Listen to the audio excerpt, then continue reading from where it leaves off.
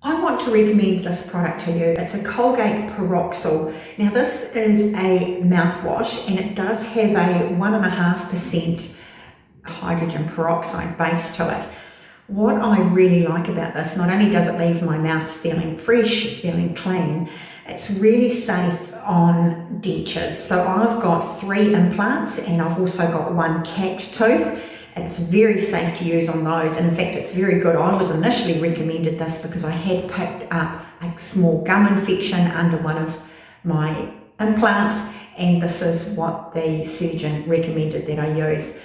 I use it twice a day, morning and night, and it leaves my mouth feeling so fresh, so clean. And the added bonus is because of the peroxide base in there, it has actually taken off a little bit of the surface discolouring off my teeth.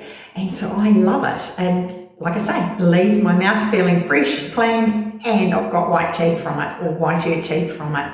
If you want to try the Peroxyl, the link is below.